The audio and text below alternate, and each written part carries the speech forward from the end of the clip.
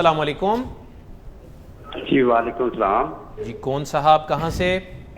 جی میں بشیر بات کر رہا ہوں گوجرانوالہ سے. جی بسم اللہ، کیا پوچھنا چاہیں گے مفتی صاحب سے؟ تو سر میں یہ پوچھنا چاہ رہا ہوں کہ وتر جو ہم نماز عشاء میں پڑھتے ہیں.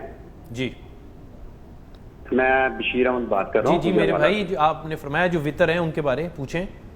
جی تو سر میں یہ پوچھنا چاہ رہا ہوں عشاء کی نماز میں جو وتر پڑھتے ہیں نا، اس کا سر عشاء کی نماز کے وقت ہی وتر پڑھنا مطلب زیادہ ثواب ملتا ہے یا اس کو تہجد کے وقت پڑھے تو زیادہ ثواب ملتا ہے؟ جی بہتر بشیر صاحب، ابھی اس کا مفتی صاحب جواب دیتے ہیں.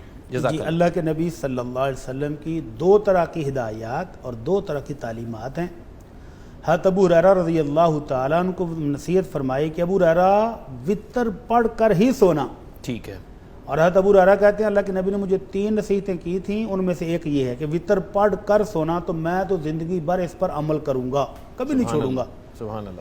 تو آپ نے فرمایا کہ تمہاری رات کی جو تہجد کی نماز ہے اس میں آخری چیز وتر ہونا چاہیے. ٹھیک ہے. تو جس بندے کو یہ کنفرم ہے، اعتماد ہے، الارم لگایا ہوا ہے، عادت بن چکی ہے کہ وہ صبح اٹھتا ہے تو وہ عشاء کے بعد وتر نہیں پڑھے. ٹھیک ہے. وہ صبح سحری کے ٹائم اٹھے، جتنے نفل پڑھنے ہیں پڑھ کے اینڈ پر وتر پڑھے. صحیح. اور جس کو پتا کہ میں سارا دن کام کاج کر کے تھکا ہوں، میرے سے اٹھا نہیں جانا، وہ جائے عشاء کے بعد پڑھ لیتا کہ اس پڑھ کا کے وتر ہی ضائع نہ ہو ضائع جائے. نہ ہو. باقی ثواب کب زیادہ ہے یہ تو اللہ تعالیٰ نے نیت کو دیکھنا ہے، خلوص کو سبحان دیکھنا اللہ، ہے. سبحان اللہ. اگر وہ تھکا ہوا ہے عشاء کے بعد پڑھتا ہے تو بھی وہ باعث اجر ہے، اور اگر وہ نفل پڑھ کے رات کو تہجد پڑھ کے پڑھتا ہے تو بھی باعث اجر ہے. کیا کہنا. تو اللہ نیت کے اعتبار سے، خلوص کے اعتبار سے اجر کو بہت زیادہ بڑھا بھی دیتا ہے. سبحان اللہ. وہ اس مالک کی عنایت ہے، اس کی فضل و کرم ہے. سبحان تو اللہ رب العزت بھائی کو آمین. توفیق عطا فرمائے. تو جس وقت وہ پڑھنا چاہیں پڑھ سکتے ہیں، زبردست. اور اجر کا معاملہ اللہ پر چھوڑ دیں کہ وہ کب کیا کتنا دے گا کیا انشاءاللہ. کیا کہنے